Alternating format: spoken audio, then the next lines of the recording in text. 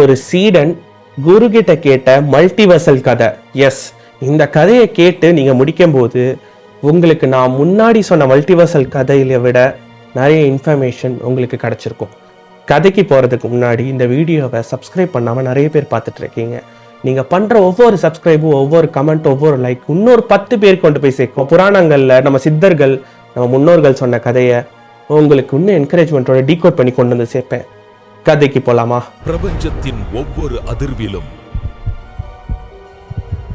மறைந்திருக்கிறது பண்டைய ஞானம். நர்மதா நதிக்கரையில ஒரு ஆசிரமம் இருந்துச்சு. அந்த ஆசிரமத்துல பல சீடர்கள் படிச்சுட்டு இருந்தாங்க.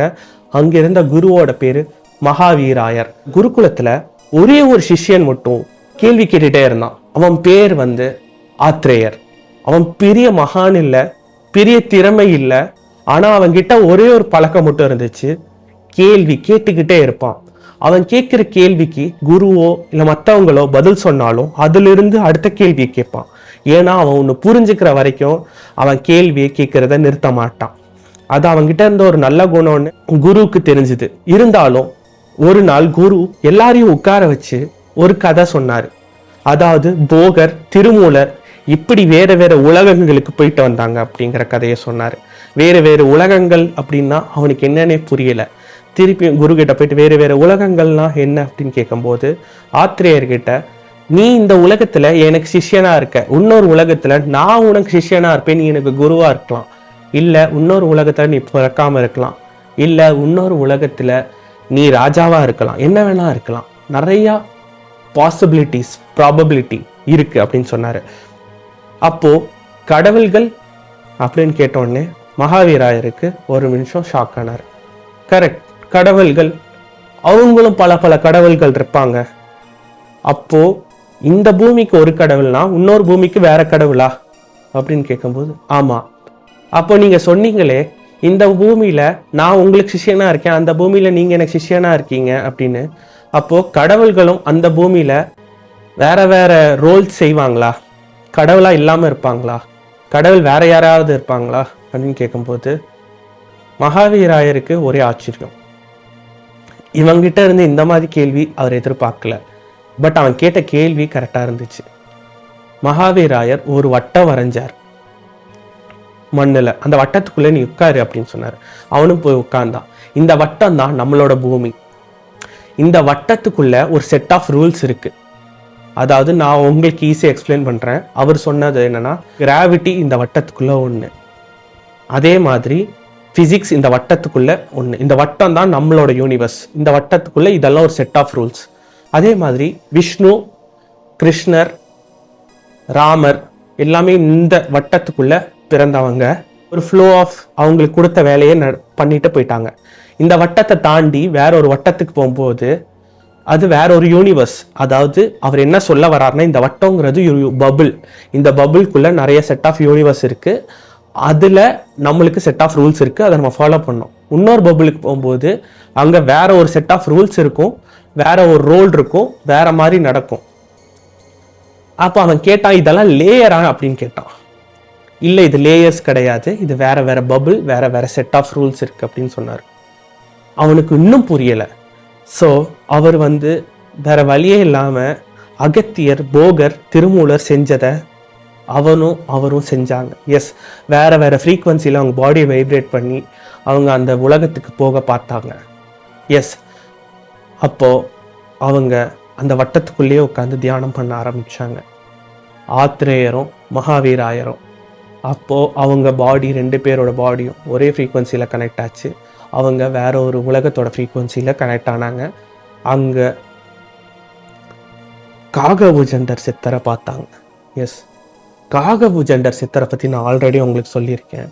அவர் பல ஆயிரம் விஷ்ணுக்கள், பல ஆயிரம் பிரம்மாக்கள், பல சிவன்களை பார்த்தார். அவரும் சிவனோட ஒரு உருவம் அப்படின்னு சொல்லியிருக்கேன். காகபுஜண்டர் சித்தரை பார்த்து மகாவீராயர் வணங்கினார். ஆனா ஆத்ரேயர் காகபுஜண்டர் சித்தர்கிட்டையும் கேள்வி கேட்டான்.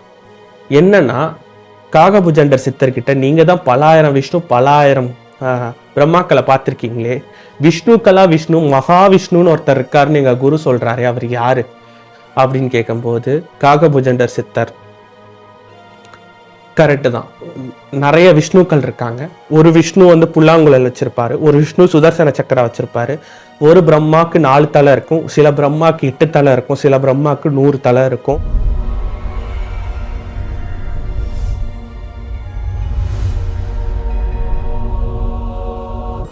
ஸோ ஒவ்வொரு உலகத்திலையும் ஒவ்வொரு மாதிரி நடக்கும் அப்படின்னு அவர் சொன்னாரு. அவங்கள எல்லாத்தையும் உருவாக்குறது மகாவிஷ்ணு. மகாவிஷ்ணு கிட்ட இருந்து தான் இந்த உலகங்கள் பிறக்குது அப்படின்னு சொல்றாரு. அதாவது இவரோட கான்செப்ட்ல எல்லா யூனிவர்ஸ் பபுளும் தனித்தனியா இருக்கு, ஒவ்வொரு பபுளும் ஒவ்வொரு பிக் பேங் தியரி மூலமா பிறக்குது அப்படிங்கிறத தான் அவர் சொல்றாரு.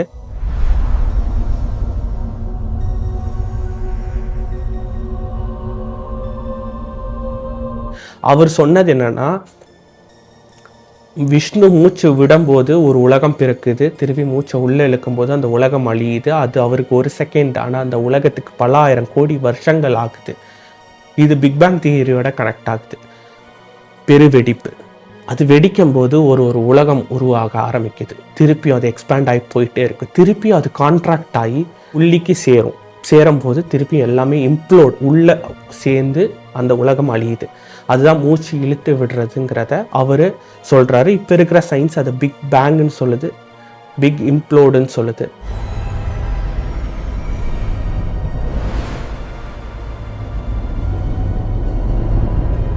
ஸோ இதெல்லாமே தியரிஸா இருக்கு. ஆனா அந்த கதையோட ஒத்து போகுது.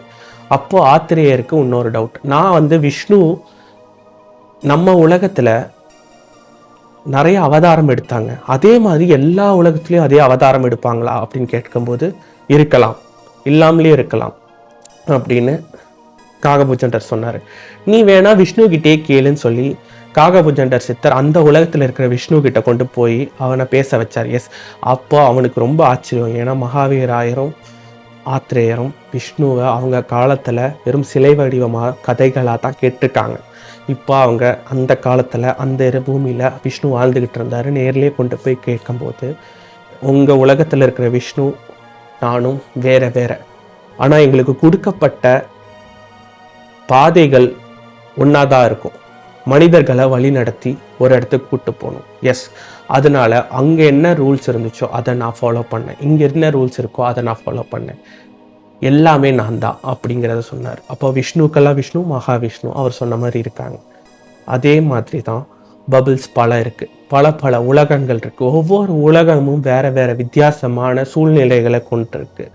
எஸ், இந்த உலகத்துக்கு ட்ராவல் பண்ணுறதுக்கு அவங்க கூலிகையை எடுத்துக்கிட்டாங்க. எஸ், அதை வைப்ரேஷன், அவங்க உடம்பு வைப்ரேட் ஆகி போகிறதுக்கு கூலிகை தேவைப்பட்டுச்சு. இந்த கூலிகையை பற்றி தனி வீடியோவே போடுறேன். ஏன்னா இது இருந்தால் மல்டிவர்சல், அண்ட பிரபஞ்சம், ஸ்பேஸ் ட்ராவல் எல்லாமே சித்தர்கள் பண்ணாங்கங்கிறதுக்கான குறிப்புகள் இருக்கு. அந்த வீடியோஸ் அடுத்ததில் வரும்.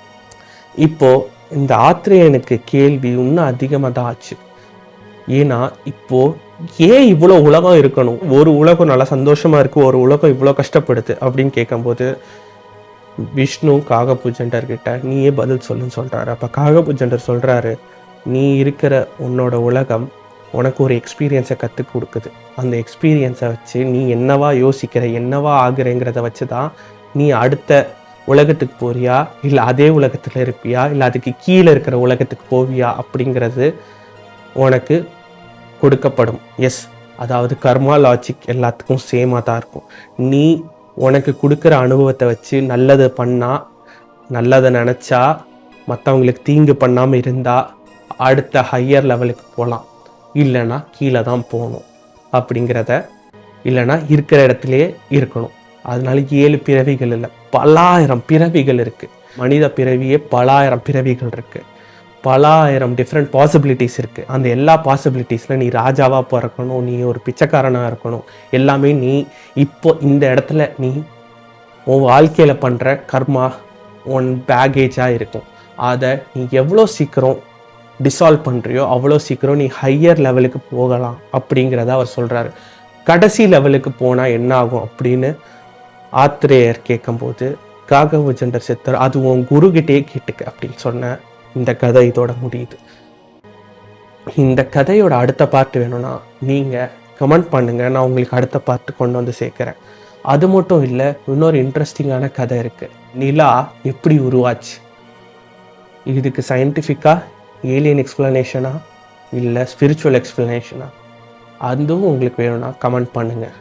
அடுத்த ஸ்டோரியை டீகோட் பண்ணி சொல்கிற வரைக்கும் நன்றி, வணக்கம். நம் முன்னோர்களின் பண்டை ரகசியங்கள், ஆன்மீகமும் அறிவியலும் சங்கமிக்கும் இடம். கடவுள், சித்தர்கள், வேற்றுக்கிரகவாசிகள் பற்றி எங்கள் புனித நூல்கள் மற்றும் புராணங்களில் இருந்து மேலும் அறிய வேண்டுமானால் தயவு செய்து சப்ஸ்கிரைப் செய்யவும், லைக் செய்யவும், பகிரவும்.